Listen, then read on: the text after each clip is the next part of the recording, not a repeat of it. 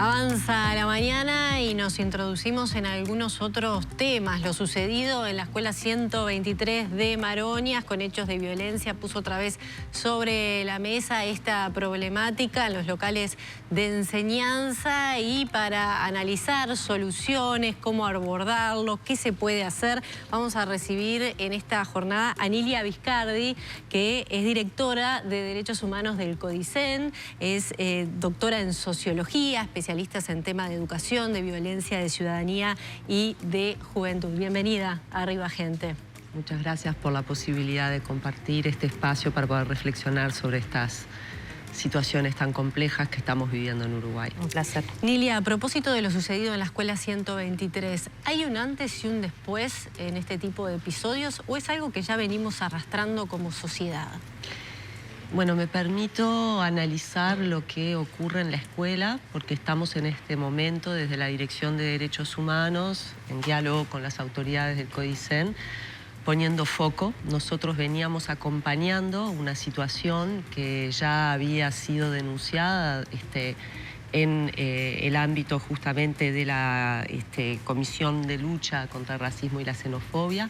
Es una escuela que trabaja muy bien, es una escuela que tiene un componente importante de acciones a nivel pedagógico, de compromiso de las maestras y del colectivo de docentes, y que ha venido sufriendo a lo largo de este año un conjunto de problemáticas anudadas, largas, que derivaron o que tuvieron su máxima expresión en lo que ocurrió el pasado 5 de noviembre, que es claramente la expresión de un problema de violencia comunitaria importante. Disculpe que la interrumpe, pero estas denuncias frente a la comisión, ¿por qué hechos puntuales eran? No, por cuestiones, digamos, de discriminación que dan cuenta de un malestar importante y de algunas dinámicas de vulneración de derechos que ocurren en este centro educativo, entre como en alumnos, varios. Digamos, eso es una situación que estamos trabajando, con discreción y con confidencialidad para la protección de todos los actores. Pero lo sí que había sí ese tipo de antecedentes. Lo que ocurre es que los centros educativos del Uruguay, esta es la paradoja que tenemos que comunicar, siguen siendo espacios seguros si nosotros los comparamos con lo que ocurre como violencias en muchos entornos y en poblaciones vulneradas, en las cuales problemas de vivienda, de falta de trabajo, de inseguridad, de violencia dan a hechos ya de homicidios, de violencias anudadas más largas. Obviamente las escuelas hacen síntoma de lo que ocurre en algunos entornos. Los fenómenos que afectaron y que fueron visibles porque la escuela entró en conflicto justamente porque el hecho no resulta aceptable, pero también porque a pesar del trabajo sostenido, a pesar de las acciones pedagógicas del centro educativo, la violencia social aumentó muchísimo. Frente a esto y con esta dificultad de comprender esta paradoja, los maestros sufren violencia, pero cuidado que las escuelas y los liceos, en comparación con un conjunto de ámbitos de la sociedad, son espacios seguros. Por supuesto que estas violencias vicarias o de la comunidad no son la realidad de todos los centros educativos del país. Claro. En este momento tenemos una gran visibilidad de lo que ocurre en centros educativos que sí están situados en general en la periferia de, digamos, en unas ciertas zonas de Montevideo. ¿Y qué se puede reforzar? Porque nos decía recién que se estaba trabajando en esa escuela y sin embargo no alcanzó Nosotros tenemos para evitar esto. Un plan de atención inmediata del que estuvimos conversando ayer con la Dirección de Políticas Educativas y que estamos intercambiando con CODICEN, que formula medidas para esta situación. Quiero aclarar que hay un conjunto, o sea, los especialistas en violencia y conflicto, en general, separamos un conjunto de dinámicas. Por ejemplo, el tema del bullying y del acoso entre pares, que es un fenómeno que ocurre en muchos centros educativos que hoy tiene una particularidad y es el de ser acentuado por el problema de las redes y del uso de medios digitales, que causa este tipo de dinámica. Realmente en las relaciones cara a cara uno sostiene conflictos de mucho menor intensidad porque la copresencia no evita la violencia, pero es mucho más fácil la agresión verbal de dos personas que no se miran en WhatsApp, claro, o en el medio que sea. Puedo ser, a veces tenemos problemas de edad para calificar las redes, los ámbitos, por eso no. Pero claramente eso en todos los centros educativos del país ha aumentado la tensión y la conflictividad. Porque además se extiende el conflicto. Un conflicto que tenía una hora de inicio y una hora de finalización, que era el que estaba en la escuela, eso se extiende para más adelante. Es una prioridad en el sistema educativo y en todo el país. Nosotros estamos trabajando eso con la Dirección Internacional de Cooperación, con instrumentos a nivel internacional, para explicar a los niños y adolescentes los riesgos de los vínculos en red y de otras dinámicas. Seguimos teniendo cadenas de violencias, violencia doméstica, violencia digital, acoso sexual, conflicto entre pares, conflictos entre adultos.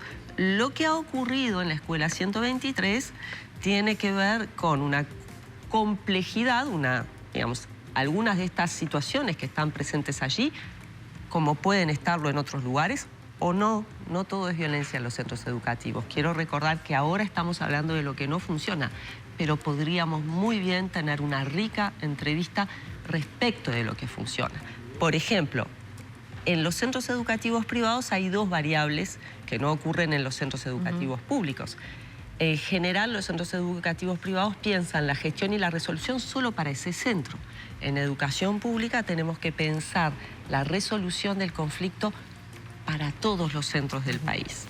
Los centros educativos privados, por cuestiones de capital social, por cuestiones de, digamos, manejo de imagen en general, logran, y porque la cuestión de la sindicalización es mucho más compleja, tienen menos condiciones de hacer estallar los conflictos como conflictos sindicales. Los conflictos en la educación pública, gracias a nuestro sistema democrático, gracias a la posibilidad de que los actores participan, cobran mucho mayor visibilidad. Claro. Eso también refuerza un cierto estigma o etiquetamiento o la impresión de que estos hechos solo ocurren y principalmente ocurren allí. Pero las diferentes capas de violencia determinan que los fenómenos de violencia comunitaria, los problemas de vínculos con los padres, los problemas de comunicación, se acentúan. Y en el caso de la Escuela 123 está claro que debemos, de aquí a fin de año, cambiar de signo la política, no solamente, como se mencionó, articulando con el Ministerio del Interior para garantizar la llegada y la salida de los alumnos, o sea, el camino, la seguridad en el camino a la escuela, pero esa es una de las 15 medidas que nosotros estamos proponiendo para trabajar de aquí a fin de año como parte de nuestro plan de convivencia que fue presentado hace muy poco y que ahora está dando lugar a una hoja de ruta que es la que tengo aquí y que pensamos fortalecer para el caso de la escuela y expandir para otras situaciones en las cuales emerjan fenómenos de violencia. Ahora podemos hablar un poco más de la 123 y estas propuestas, pero usted dijo muchas cosas y hay cosas bien interesantes y que me gustaría no dejarlas pasar por alto. Hablaba de la necesidad o la exigencia que tiene el sistema público de generar protocolos o métodos de actuación más generales a todas las escuelas. Pero es lo mismo una escuela, la Escuela Experimental de Malvin que la 123, es lo mismo una escuela en Pocitos que una escuela en El Borro. Digo, ¿los abordajes no deben ser distintos? Los conflictos, las instituciones son como las personas. Son una conjunción de elementos particulares. Nos manejamos con la idea público-privado, pero en realidad lo que hay es lo que tú mencionás. Una escuela en el centro de Montevideo, en Pocitos, una escuela en un medio rural. En todas pueden surgir conflictos de la misma manera que en todas las familias. Claro, ¿y el sufrir sistema tiene las conflictos. capacidades de hacer un abordaje específico para sus necesidades? El sistema tiene, digamos, el desafío de pensar líneas de larga duración. Nosotros ya hemos establecido, y nuestro plan de convivencia tiene 2 presupuestos. Hay grandes líneas, hay mapas de ruta, vamos a profundizar los protocolos, pero el trabajo es territorial. Por ejemplo, en el caso de la 123, nosotros damos mucha importancia a la presencia de nuestros técnicos, que se van a reforzar ahora, porque cada escuela es un mundo. Cada escuela conjuga realidades de lo urbano, de lo territorial, de las características de las familias y sus fortalezas en un momento o sus debilidades en otro momento. De individuos particulares, de situaciones de tensión, de cambios laborales. Las escuelas, obviamente, por ejemplo, en el mundo de hoy y en el Uruguay de hoy, en el que asistimos a una crueldad descontrolada fruto de las violencias de los mercados ilegales de drogas, donde los niños están extremadamente desprotegidos en sus hogares, en sus barrios, donde tienen miedo, territorios en los cuales es difícil, o sea, donde la escuela establece un muro de protección.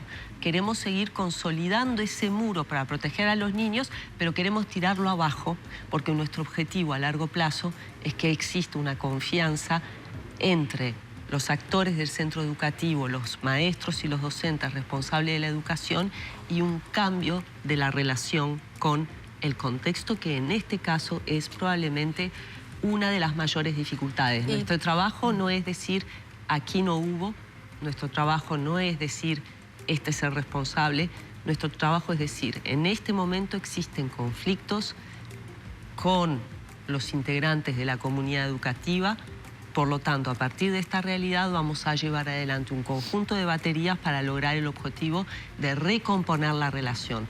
Nuestra postura no es estrictamente desde la Dirección de Derechos Humanos.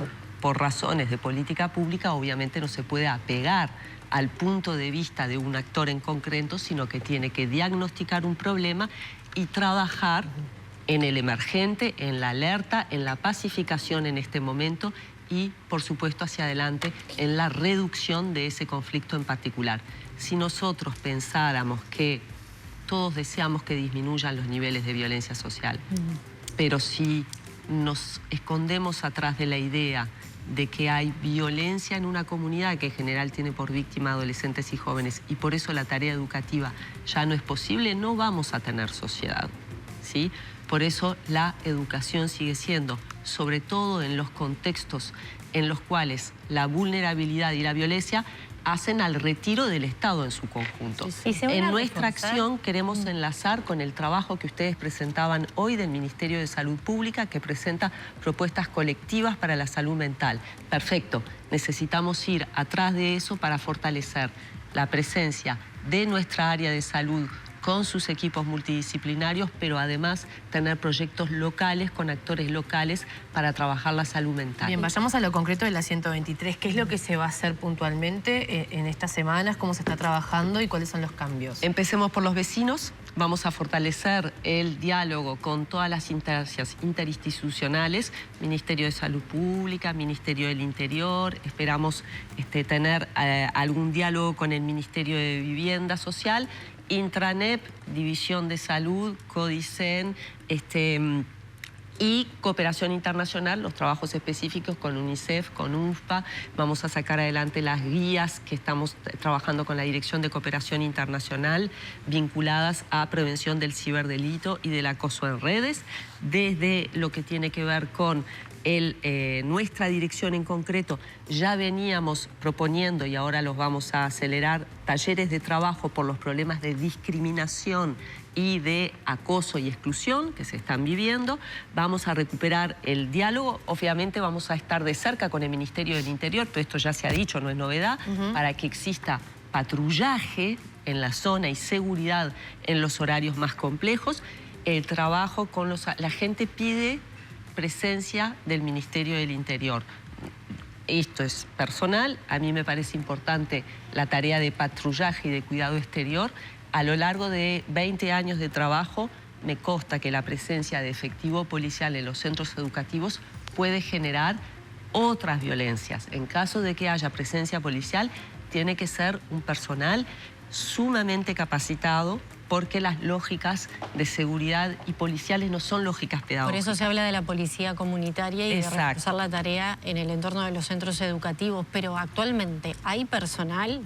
Nosotros desde la Dirección de Derechos Humanos vamos a reforzar el diálogo con los colectivos docentes, con las alumnas y con los docentes. Necesitamos efectivamente que haya más personal, tanto de otras organizaciones del Estado. Me parece fundamental el rol del Ministerio del Interior, pero también de la Salud y de nuestros compañeros del MIDES.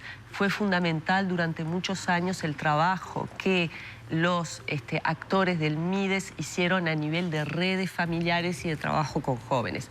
Yo no estoy hablando aquí de las cuestiones más generales, vivienda, trabajo, derechos, porque ya, digamos, es operar a un nivel que no se puede reconstituir de la noche a la mañana. Pero, por ejemplo, en las escuelas, los equipos multidisciplinarios, que los maestros se quejan mucho de que faltan profesionales en estos equipos. ¿Cómo se va a hacer para reforzarlos?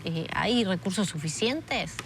Hay cuestiones presupuestales, desde la Dirección de los Derechos Humanos vamos a estar. Sería deseable que estos equipos multidisciplinarios contaran con la presencia en este momento de al menos 2 o 3 profesionales fijos atendiendo esta situación. Lamentablemente a veces los recursos de la ANEP, estamos en momento de pedido presupuestal, no son suficientes. Creo que es fundamental para las maestras, además, destinar tiempo y que se las apoye en sostener la tarea docente, pero que además existe un apoyo concreto, eso está clarísimo, para el trabajo y el diálogo. Aunque la gente tenga dificultad de asociar la convivencia y las respuestas a los fenómenos de violencia al diálogo, nosotros en la Dirección de Derechos Humanos, a través de más de 46 talleres que hemos hecho a lo largo de este año, hemos visto que, como decía Marcelo Viñar, el psiquiatra, que fue, digamos, de los primeros que en los años 90 impulsó acciones de cuidado y de diálogo en la violencia escolar, lo primero que instalaba Marcelo Viñar era una mesa de diálogo entre los actores.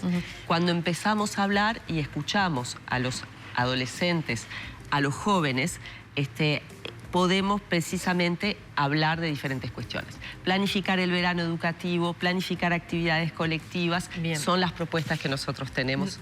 No sé si me quedó trunca la respuesta o si era eso, pero hablábamos de trabajo interdisciplinario con los diferentes estamentos del Estado, hablábamos mayor patrullaje, también conversatorios, charlas dentro de la escuela por el tema de discriminación.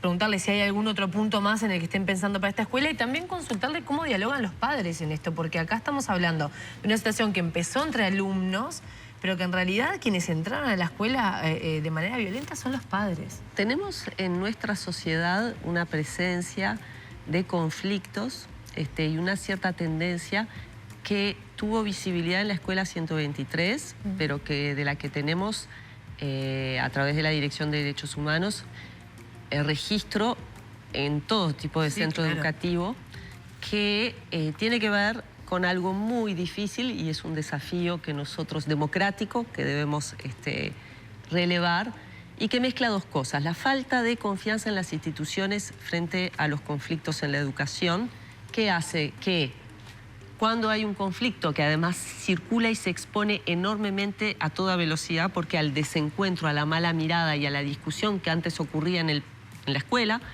hay algo bueno y hay algo malo. Antes los padres le decían a sus hijos, andá y defendete.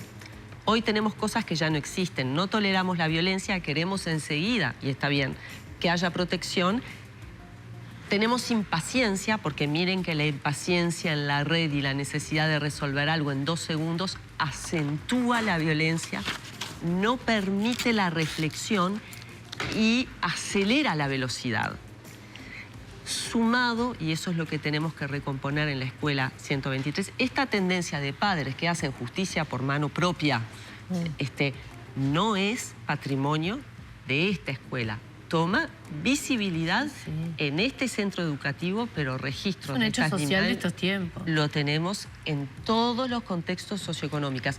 Las redes sociales no crean el conflicto, pero acentúan la impaciencia, la intolerancia, el insulto y, por supuesto, el temor y la necesidad. Frente a este escenario, ¿cómo se va a actuar. trabajar puntualmente con los padres? Con los padres vamos a trabajar tal como lo tenemos previsto. Cuando decimos participación de la comunidad, lo que decimos es que nuestros técnicos van a apuntar al diálogo con los maestros, con los alumnos y con los responsables, en un trabajo de paciencia, que no va a ser un trabajo de una semana ni 15 días y nos vamos. Nuestra hoja de ruta para la Escuela 123 es a corto plazo hasta marzo de 2026, a largo plazo durante 3 años, porque tenemos que recomponer el diálogo herido. ¿Ya comenzaron a trabajar allí? Ya comenzamos a trabajar allí y estamos conversando bajo el presupuesto y bajo la premisa de a largo plazo recomponer el vínculo con esos padres. Unos padres que son justamente los responsables y los cuidadores de los adolescentes. Tenemos socialmente una contradicción que nunca vamos a resolver. La idea de paternidad, maternidad o cuidados supone un responsable que sabe educar y que conoce los límites. La realidad nos indica que muchos niños y adolescentes tienen cuidadores que todavía necesitan trabajar más la forma de resolver conflictos cuando tienen miedo para sus hijos. Hoy los padres, frente al temor, actúan, los padres, los primos, no hablamos solo de los padres, sienten que protegen cuando hacen justicia por mano propia. Claro. Y ese problema social que cuando lo vemos en la televisión, porque está todo el día legitimado en los medios de comunicación, no nos horroriza y no pensamos cómo se relaciona eso con la vida cotidiana. Vamos a tener que ir cerrando, pero más allá de que queda claro en esta conversación que este es un fenómeno social, ¿no? ¿Qué pasa en esa escuela con esas familias, esos 2 niños, donde se inició aparentemente el problema? No tengo claro bien los pormenores. ¿Continúan conviviendo en la misma aula? ¿Va a haber una separación de las clases? Porque, digo, más allá del hecho puntual y del abordaje general que se haga, digo, hay una situación concreta que uno, por lo menos la mira afuera de la película y es un tanto difícil para esos niños.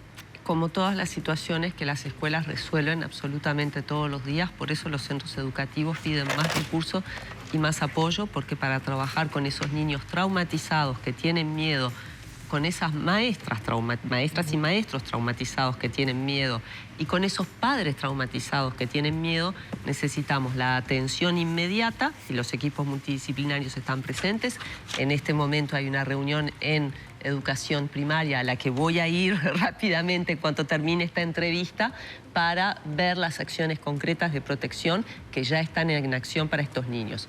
Fue difícil el regreso a clase, ahora que el regreso está pronto, los equipos técnicos de primaria, de Escuela Disfrutables y desde la Dirección de Derechos Humanos estamos atentos al cuidado de los actores involucrados al otro día. No regresan a la escuela tal como se fueron antes de los hechos de violencia, sino que hay una protección de todos los actores involucrados. Bien, muy bien. Hay una nota que se actualizó recién en el portal de Subrayado que dice: por 4º día consecutivo no hay clases en las escuelas 55 y 123 de Flor de Maroñas, donde ocurrió la agresión el miércoles pasado. El sindicato hizo paro 3 días y este lunes se realiza una jornada de reflexión. La decisión fue un acuerdo entre autoridades y sindicatos, pero por 4º día dice que, bueno, que no va a haber clases. El miércoles 5 de noviembre ocurrió la agresión. Ambas escuelas funcionaron en el mismo predio y este martes 11 las clases se suspendieron por un acuerdo entre las autoridades de primaria y el CODICEN y el sindicato de maestros. Van a hacer una jornada de reflexión. ¿Esto es parte del protocolo? En el marco del protocolo. Vamos a trabajar, nosotros tenemos un protocolo, unos mapas de rutas para las situaciones de violencia entre niños, niñas y adolescentes sobre los que vamos a trabajar en la comunidad y que suponen una serie de acciones. Esta jornada de reflexión tiene que ver precisamente con que no se puede volver a clases y que suene el timbre y que los niños y alumnos vuelvan a su cotidiano. Como si nada. La premisa de trabajo, esto ya parece más técnico, pero lo que se hiere es el cotidiano escolar. Por lo tanto, para que ese cotidiano vuelva a una cierta naturalidad que toda violencia interrumpe, tiene que haber una reflexión y un análisis, un encuentro pensado. Desde el punto de vista, piensen ustedes que desde el punto de vista de las personas que están en esa escuela, había un trabajo que se suspende por un hecho de violencia, que corta el cotidiano, por lo tanto se altera la vida familiar, la vida de los maestros, la vida de los niños.